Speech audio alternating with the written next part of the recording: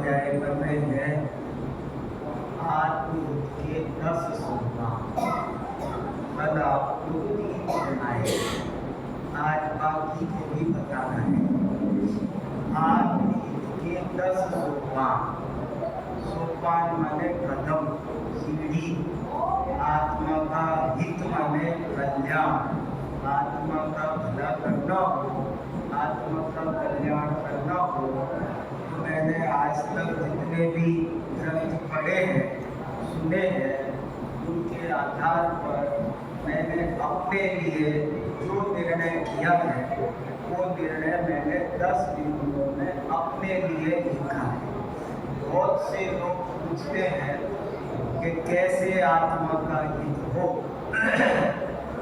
धर्म कैसे हो, ऐसे बहुत प्रश्न होते हैं।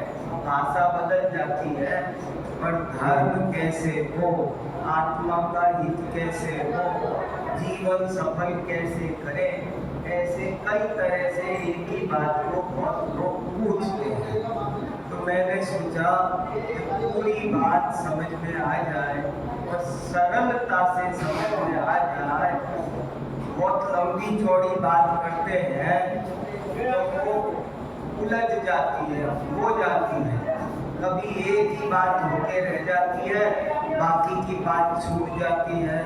तो मैंने पूरी बात, सारी की सारी बात इसको कंसाइज करके ये 10 बात है, ये 10 काम हमको समझने हैं, करने हैं। यदि ये 10 काम हम समझेंगे, करेंगे तो जरूर से जरूर आत्मा का हित होगा, मनुष्य जन्म सफल होगा। इस पंचम काल में भले मोक्ष नहीं मिलता, पर ये 10 कदम तो चले जा सकते हैं। दयानंद राय जी ने मोक्ष जाने के 10 कदम बताए हैं। मैंने अभी मोक्ष जाने के 10 कदम नहीं लिखे, मैंने तो इस बात के 10 कदम लिखे हैं कि आपको जो ये मनुष्य मर्यादा मिली है, जो ये जैन धर्म मिला है, जिनवाणी मिली है, वो अपनी कैसे सफल हो, उसको पाने का कुछ तो मतलब सिद्ध हो, वो कैसे हो। और ये 10 कदम नहीं चल पाए तो समझ लेना जीवन सफल नहीं हुआ, मनुष्य बहुत सफल नहीं हुआ। तो 10 कदमों में से पहला कदम ये है कि सर्वप्रथम तो आत्महित की भावना पैदा होनी चाहिए। अनादि काल से संसार में घूमते हुए इस जीव को परहित की भावना तो हमेशा पैदा होती है। मैं शरीर का हित बनूं, ऐसी इच्छा बहुत होती है। मैं परिवार का, पत्नी का, पति का, सारी जिंदगी में ये समर्पित होता है। बच्चों का हित कैसे बनूं, ये अनादि काल से आज तक हर पर्याय में हम करते आए हैं। एक छोटी सी चिड़िया भी जान लगा करके घोंसला बनाती है, उड़ करके लाती है, कुछ भूखी रह जाती है, खाती नहीं है। कहीं जरा सा चारा कुसा खाना मिले तो लाती है, बच्चों की चोंच में डालती है। बच्चों को कैसे सुरक्षित वातावरण मिले, मैं कहाँ घोंसले बनाऊं, कैसे करूं। हर संसार का प्राणी, छोटे से छोटा जीव भी बच्चों के हित कैसे हो, समाज का हित कैसे हो, इसकी चिंता तो सब, पर भली होनहार है उसकी, काल लब्धि आई होती है। कोई बहुत अच्छा जिसका होना है, उसको ये भावना जगती है कि अरे मैंने अनादि काल से सब कुछ किया, भवन में जी भर घूम चुका, अब मेरा वहां से पेट भर गया, अब मेरा वहाँ कोई रस नहीं है, अब तो मेरी चिंता ये है कि आत्मा का हित कैसे हो। इस बात के लिए जिसकी नींद उड़ गई, जिसको बहुत गहरी चिंता लग गई हो, हर चीज की चिंता होती है ना, कल खूब डिटेल में समझाया था ना। तो पहला सोपान तो ये चेक करो कि अपन चढ़ेंगे नहीं चढ़े। हो सकता है यहीं पर गाड़ी अटक रही हो, पहला। दूसरा पॉइंट, आत्मा का हित करने की भावना जाग जाए, उसके बाद में ये समझना बहुत मुश्किल है कि आत्मा का हित क्या है, किस में। धर्म करने की इच्छा अरबों करोड़ों में से किसी एक को होती है।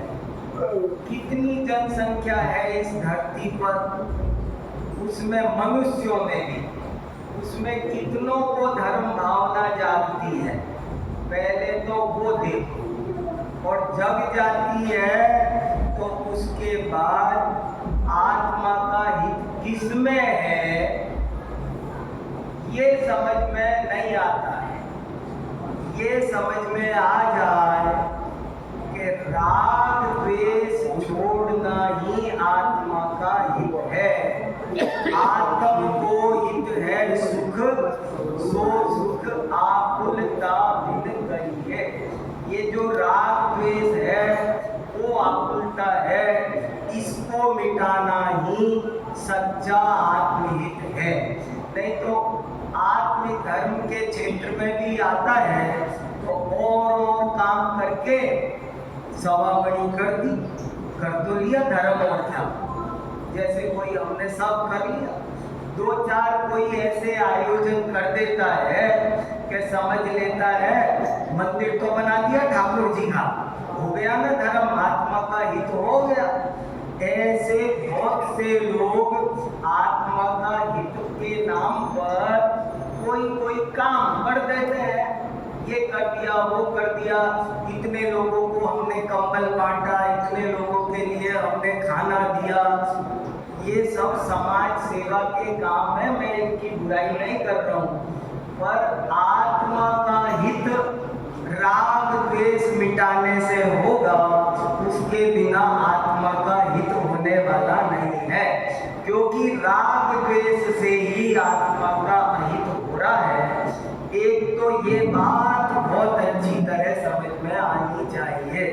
गाड़ी यहीं अटकी है, मैं बहुत इम्पोर्टेंट बात कर रहा हूँ, बहुत थोड़ी सूक्ष्म बात कर रहा हूँ। मैं कई बार सरल प्रवचन पब्लिक के लिए भी खूब किए हैं, पर अब उतना समय और उतनी बसकी, अब तो खास माल मक्खन जिनवाड़ी का परोसने की इच्छा है। ये खास बात है। दूसरा पॉइंट कि राग द्वेष मिटाना है मुझे, कसम खाओ तभी मेरा आत्मा का हित होगा। राग द्वेष नहीं मिटे तो आत्मा का हित 3 काल में हो सकता नहीं। और राग द्वेष में क्रोध मान आए कि नहीं आए, सब राग द्वेष में आत्मा के सारे विकारी भाव आ गए हैं, ये भी याद रखना। राग द्वेष में कुछ छूटा नहीं है, तो इनको छोड़ना, यही मैं ज्ञानानंद स्वभावी हूँ और मैं जबरदस्ती रागा द्वेष स्वभावी बन करके अपना अहित करता रहता हूँ।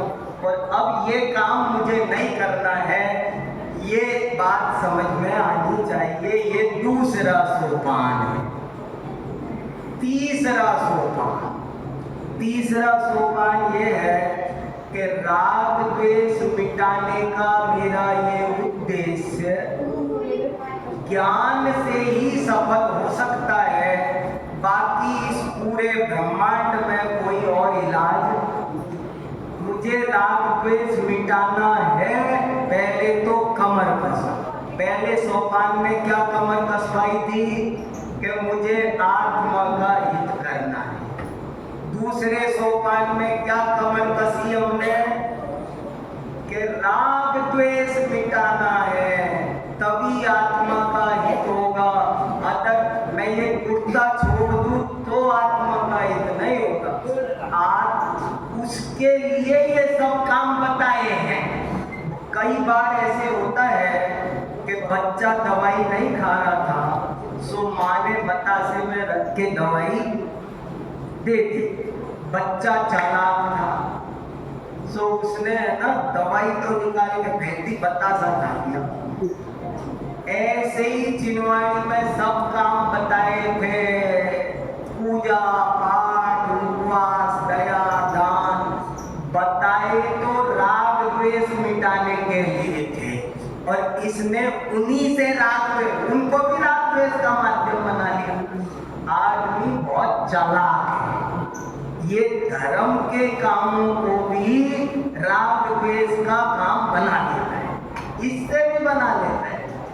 तो काम करना था। पहले सोपान में क्या कमर कसी कि मुझे आत्मा का हित करना है। दूसरे सोपान में क्या कमर कसी कि मुझे राग द्वेष मिटाना है।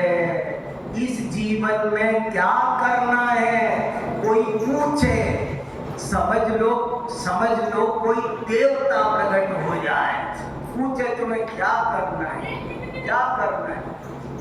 एक ही काम करना है कि ये राग द्वेष की बीमारी, इष्ट अनिष्ट की, अच्छे बुरे की बीमारी ये मिटानी है।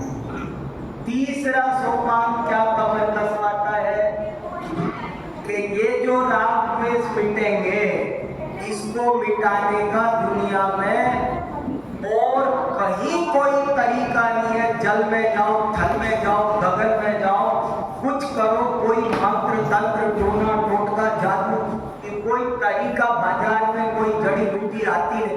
बीपी कम करने की दवाई आती है, बीपी बढ़ाने की दवाई आती है, पर राग द्वेष मिटाने की दवाई कोई मेडिकल स्टोर वाला बताया मिलती है किसी दुकान में।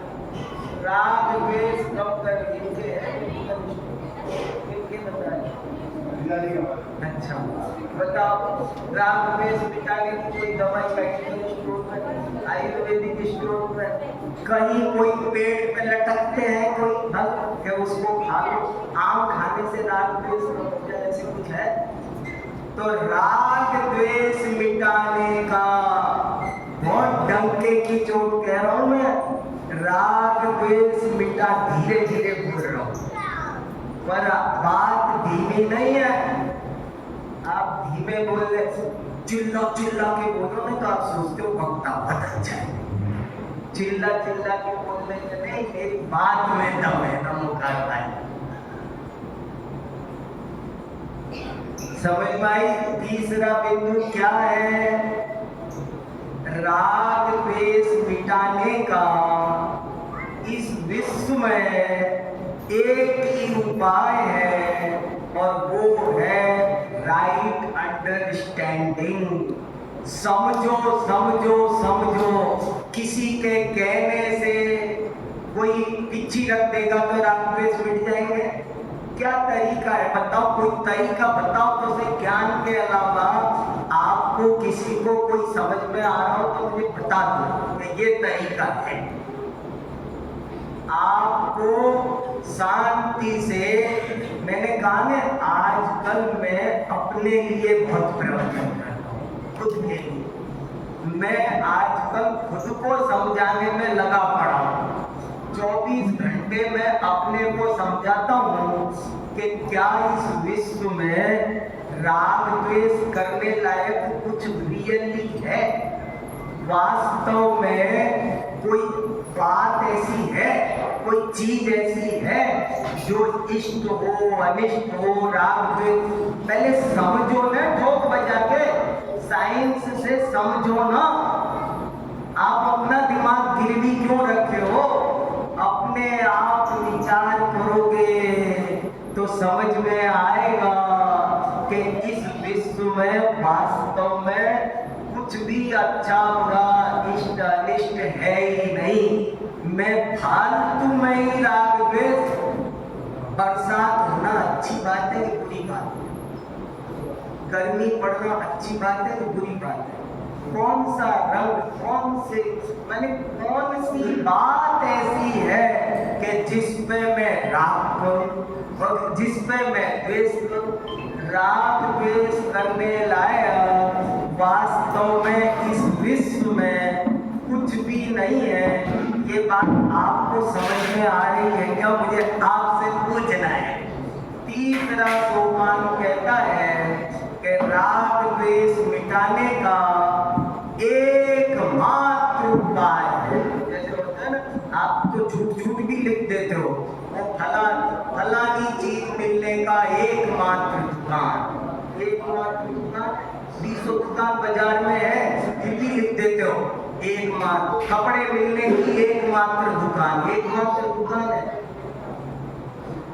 पर विश्व में राग द्वेष मिटने का कोई उपाय आपके पास हो तो मुझे बताओ। मैंने तो 60 साल में समझ के जो पाया है वो आपको बता रहा हूँ। आपकी किसी की हिम्मत हो तो मेरी बात काट गलत सिद्ध करो। राग द्वेष कैसे मिटेंगे मुझे बताओ तो सही। कैसे मिटेंगे? कैसे? तरीका क्या है? जब मैं सही समझूंगा राग द्वेष, तो तीसरा सोपान कहता है कि ज्ञान करो। अगर तुम्हें राग द्वेष मिटाना है तो क्या करे? ये तीसरा सोपान कह रहा है कि धन कन कंचन राज सुख, इससे राग द्वेष नहीं मिटेगा। कैसे मिटेगा? एक जटारत। बहुत बढ़िया। दोहा तीसरे सोपान पर फिट है कि तीसरा सोपान कह रहा है ज्ञान। अब सोपान नंबर 4, चौथा सोपान कहता है कि ज्ञान की दुनिया में हजारों तरह का है। यूनिवर्सिटी खुली है, सैकड़ों डिपार्टमेंट खुले हैं। ज्ञान का कोई अंत है? कितने तरह का ज्ञान होता है? 72 तरह की कला होती है। मेहंदी कैसे लगाना ये भी एक ज्ञान है। हर कल सुनाया ना, चोरी की कहानी सुनाई थी ना किसने? चेतन ने। चोरी करने की भी कला है, वो उसका हर चीज की ट्रेनिंग है, हर चीज का प्रशिक्षण है। रसोई विज्ञान पर भी डिपार्टमेंट चलते हैं। होम साइंस का यूनिवर्सिटी में डिपार्टमेंट चलता है कि नहीं? फिजिक्स का, साइंस का, मैथ्स का।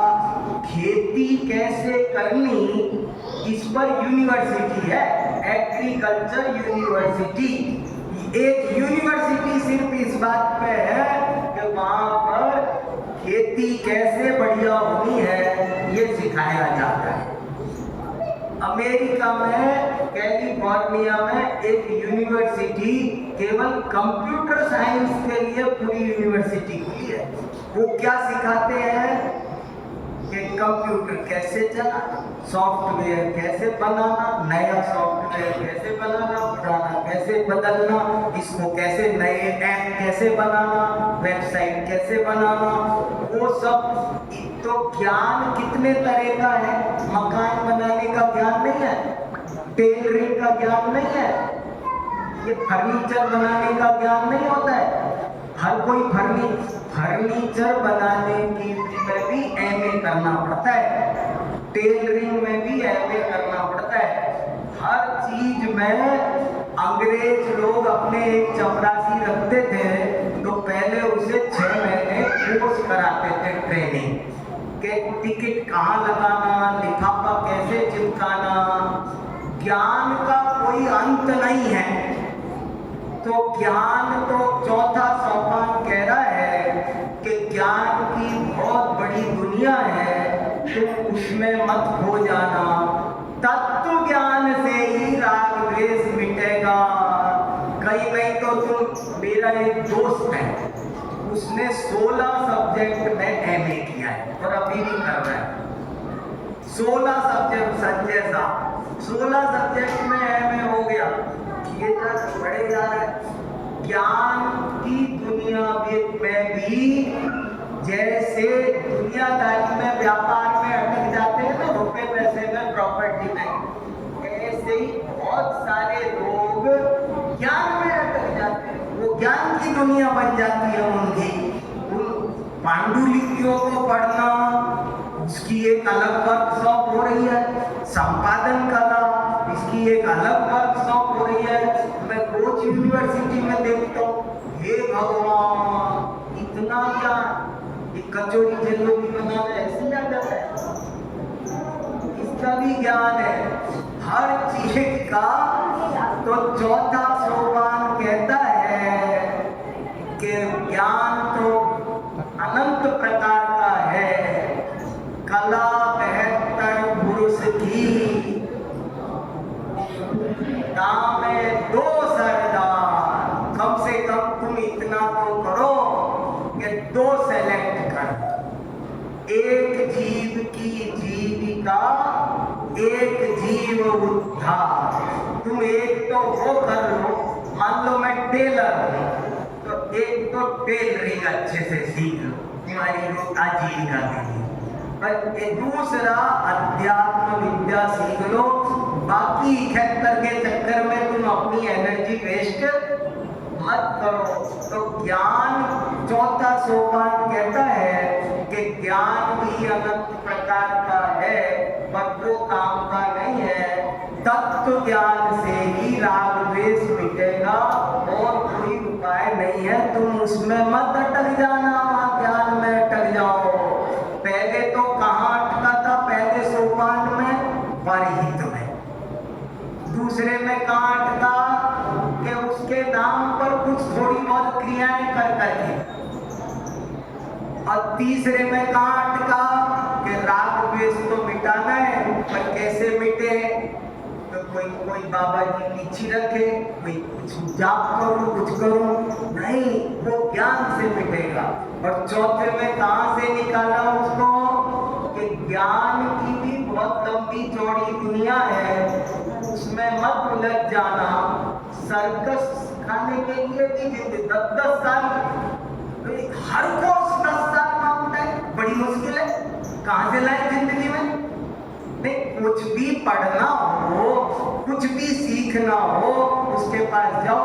एमबीबीएस ऐसी ही हो जाती है, बीटेक ऐसी ही हो जाती है।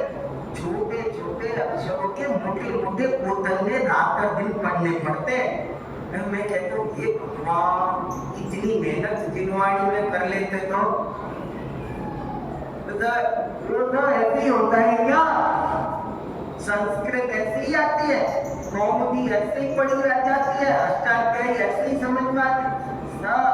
हर विद्या समर्पण मांगती है, समय मांगती है। तो इन्होंने कहा ज्ञान तो बहुत होता है, लेकिन पता चला कि तुमने सारी जिंदगी और ज्ञान हासिल करने में, बड़े पंडित कहलाने में तुम लगे रहे। सब सीखा पर तैरने की विद्या नहीं सीखी, तो सारी जिंदगी गई पानी में। ये चौथा सोपान है। तो समझ में आया?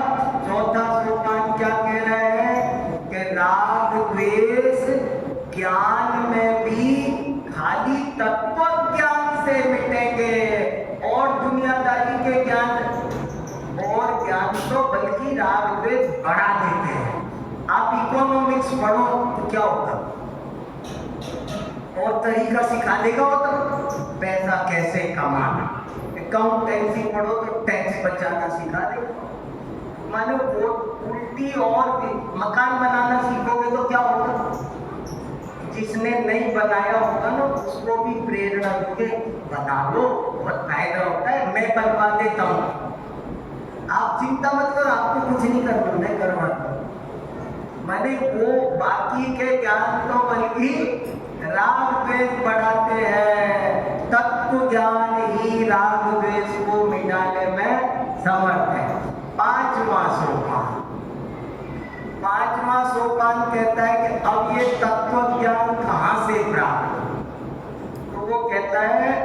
स्वाध्याय करने से ही तत्व ज्ञान की प्राप्ति होगी, उसके अलावा विश्व में कोई उपाय नहीं। तत्व ज्ञान कहाँ मिले? बताओ कहाँ मिले?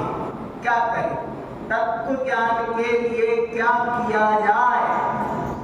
तत्व ज्ञान के लिए कौन सा उपाय अपनाया जाए? सोचो।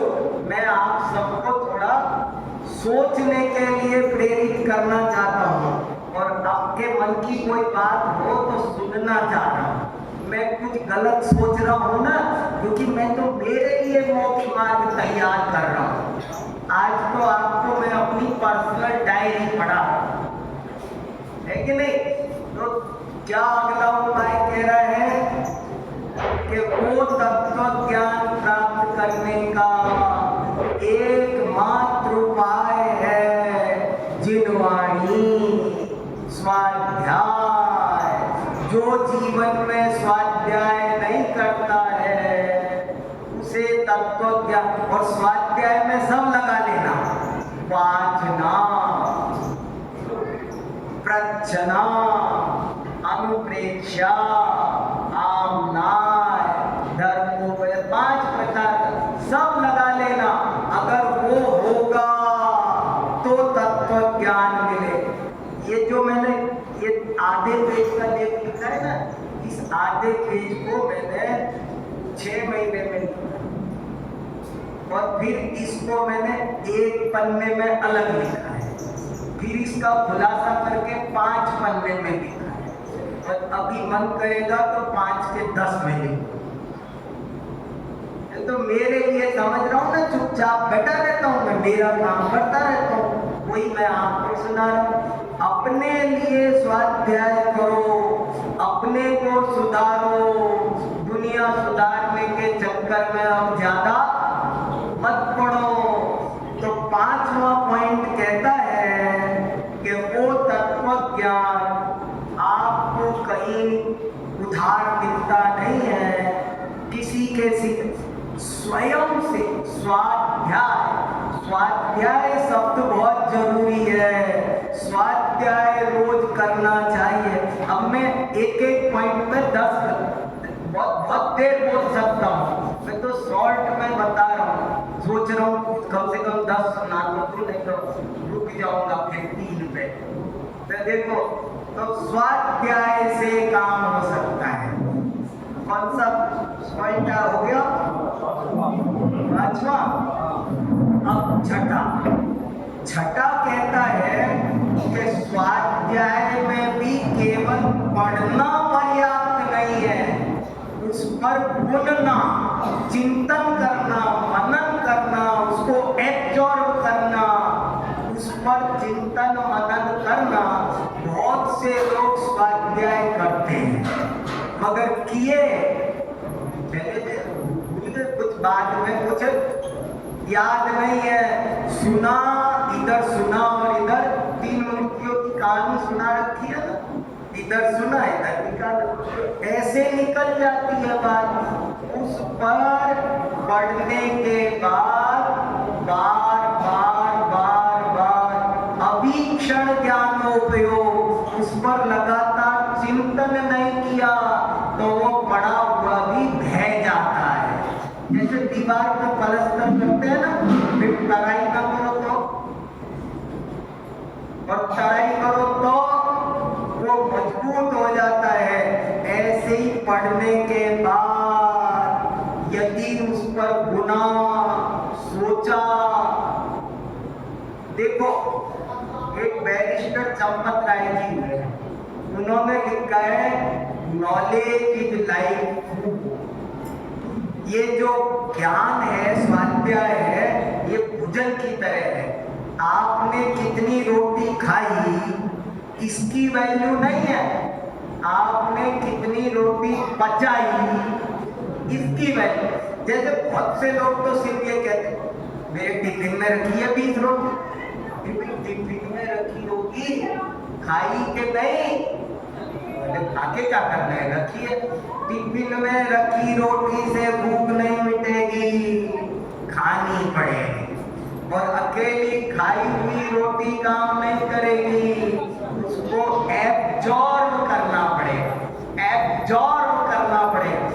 उसका सप्त धातु में परिणमन होना स्वास्थ्य के लिए जरूरी है।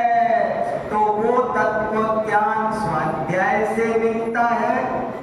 शुरू से दोहराओ, पहला पॉइंट क्या था, याद रखना, 10 पॉइंट याद रहने चाहिए सबको। अंत में किसी को भी खड़ा करके पूछ लूंगा, ठीक है? पक्का? घबराना होना ऐसे चाहिए कि हाँ प्रवचन के बाद में मैं पूछूंगा, हाँ एक जगह खड़े हो जाओ, वो भला जिसकी तरफ उंगली करूं वो खड़े हो जाओ, बताए। पहला सोपान, आत्मिक की सच्ची भावना होनी चाहिए। दूसरा सोपान, हित किसमें है ये समझ में आना मुश्किल है। राग द्वेष मिटाने से ही आत्मा का हित होगा, ये दूसरा सोपान।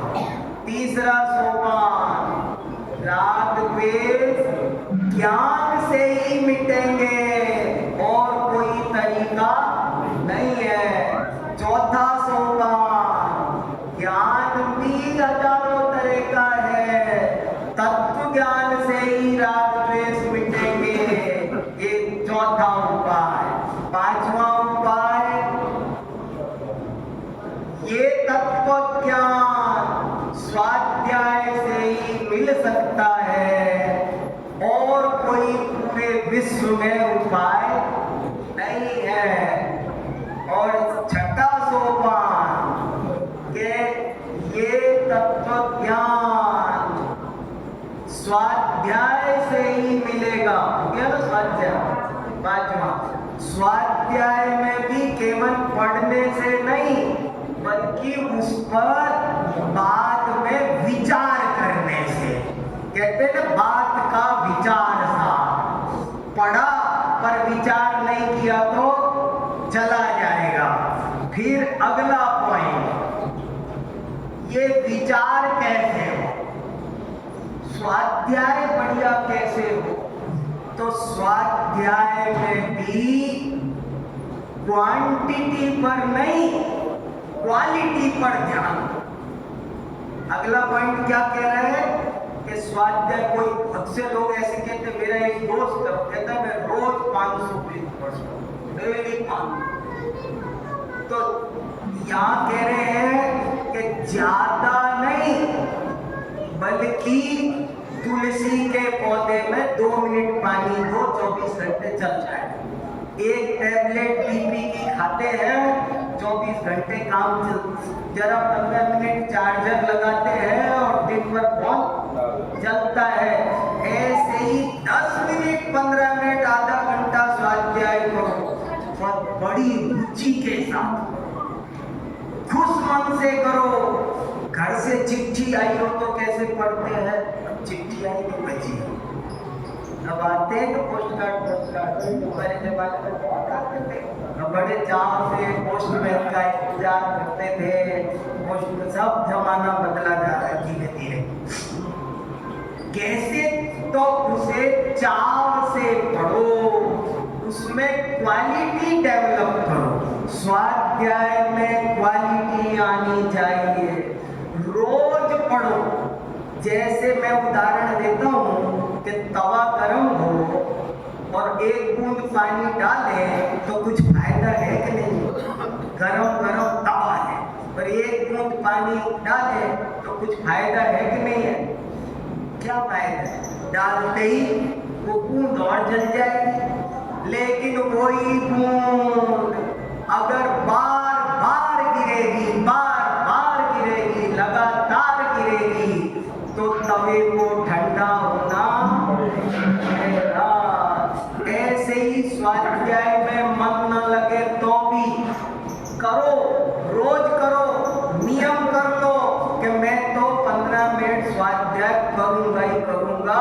ये दुनिया में जो होना हो, सूरज पूरब निकले पश्चिम निकले, ये हो वो हो, मुझे नहीं पता, रोटी मिले ना मिले, 15 मिनट का स्वाध्याय का संकल्प करना पड़ेगा। दीनदयाल जी और प्रेम से कह रहा हूँ, अपने लोग हैं इनको अपनों को नहीं नहीं कहेंगे तो किसको कहेंगे? स्वाध्याय रोज करना है, कैसे भी करना है। और बात कहने वाले तो आपको बहुत मिलेंगे दुनिया में, चने के झाड़ पर चढ़ाने वाले, पर ऐसी स्वाध्याय की प्रेरणा देके मार्ग में लगाना बड़े भाग्य से कोई किसी को मिलता है। स्वाध्याय करना है और वो भी क्वालिटी का करना है। ये क्या कह रहे हैं छठे सातवें पॉइंट? स्वाध्याय करना है, क्वालिटी का करना है, रेगुलरिटी के साथ समझ करना है। समझ माना? मैं एक एक शब्द सोच के बोल रहा हूँ। नियमितता का भी बहुत महत्व है। कोई भी काम करत करत अभ्यास के इस रस्सी पे चल सकते हो? नहीं? बताओ दुर्लभ है तो दुर्लभ इस रस्सी पे चल सकता है कि नहीं? नहीं चल सकता। क्या बात कर रहे हो? अभ्यास करें तो चल सकता है। इस रस्सी पे दुर्लभ चल सकता है कि नहीं? क्या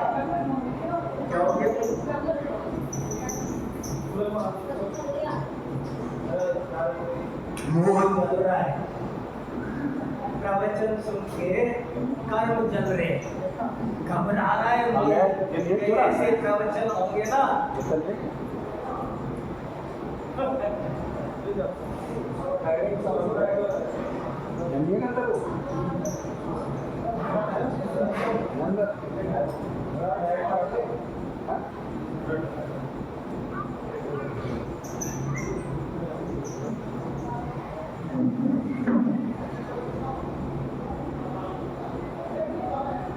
ठीक है। तो हम 7 सोपानों तक पहुंच गए कि स्वाध्याय में क्वालिटी आए, रेगुलरिटी आए, रुचि से करे, बोझा समझ के नहीं, और उसमें मन लगाने के लिए तरह तरह की कला डेवलप करें।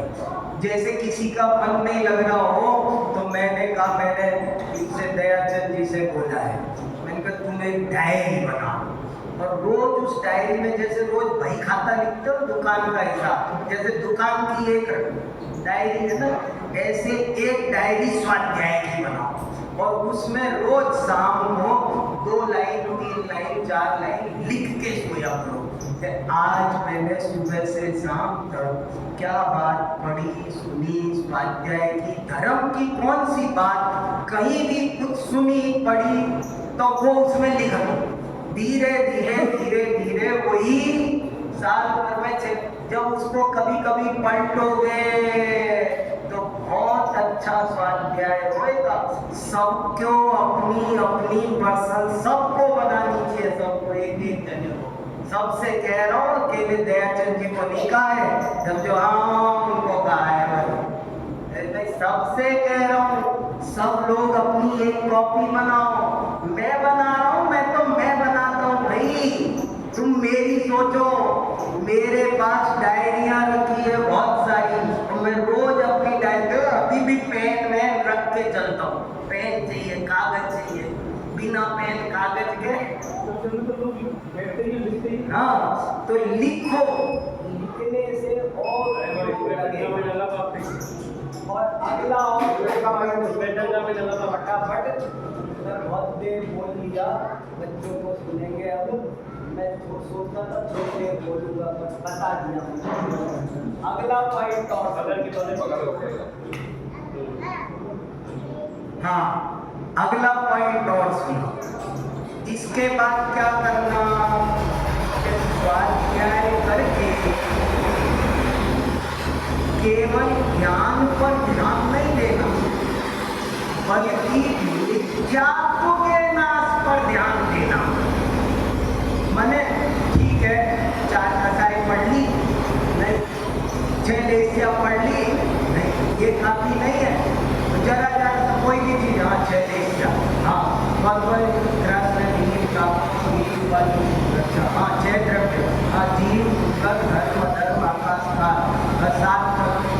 ऐसे ऐसे केवल चीजें मत याद रखो, बल्कि उन चीजों से नित्यात्व के वो पर नित्यात्व टूटना चाहिए।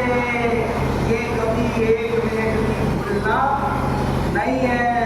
सम्यक दर्शन होना जरूरी है। सम्यक दर्शन नहीं हुआ तो सारा ज्ञान, सारी रुचि, सारा स्वाध्याय सब फालतू रह जाएगा, काम नहीं है।